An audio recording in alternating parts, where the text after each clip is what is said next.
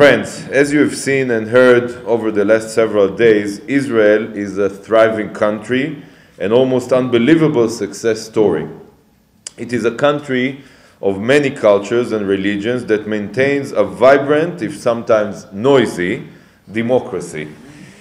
A country faced with unparalleled security challenges, also here in Jerusalem, which nevertheless guarantees human rights and freedom to all. A country of few natural resources and many enemies, which has established an innovative and growing economy.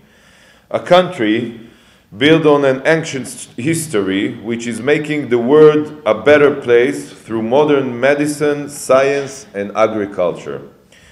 Yet, today, Israel faces, as you have rightly noted, an unprecedented assault on its basic legitimacy and international standing.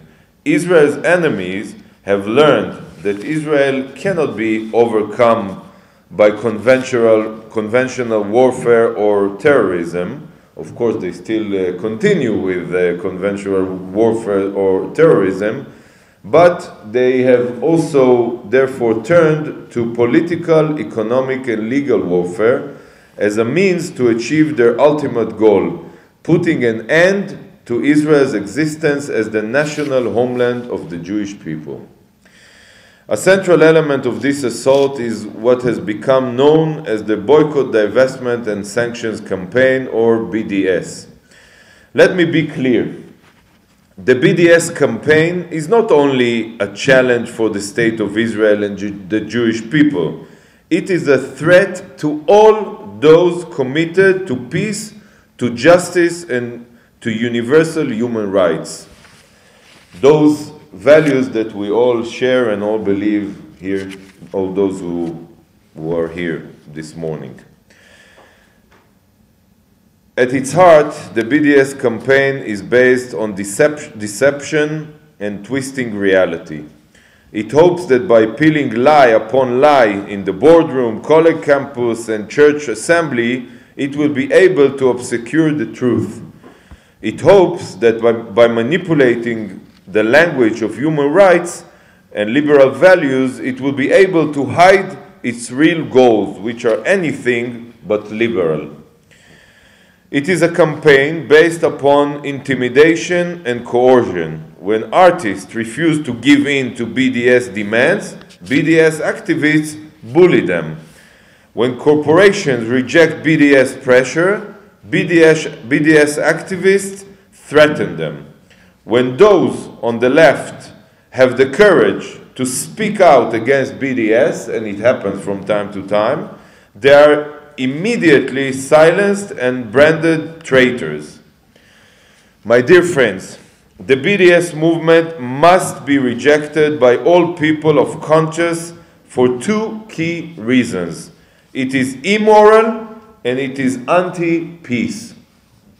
It is immoral because it distorts the truth, demonizes the Jewish state, and subjects it to a campaign of libel and hate that would make history's greatest anti-Semites proud.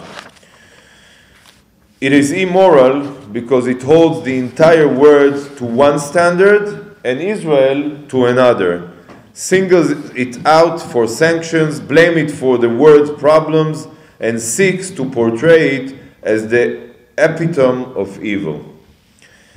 The comparison of Israel to apartheid South Africa or the American Jim Crow South is not only an affront to Israel and the Jewish people, it is an insult to the millions who suffered and the brave men and women who fought against the apartheid and Jim Crow regimes. Anyone with even a basic understanding of the state of Israel understand that all such comparisons are baseless, groundless, and disconnected from reality. The BDS movement is anti-peace because it drives people apart rather than bringing them together, creates barriers and closed doors rather than building bridges and opening hearts.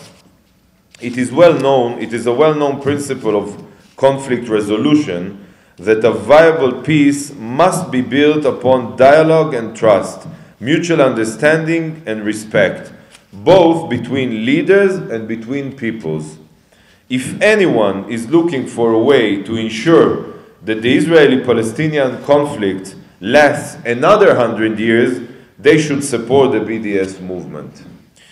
For the rest, however, for all those who dream of a better future for Israeli and Palestinian children and tranquility in the Holy Land, what can be done to turn that dream into reality?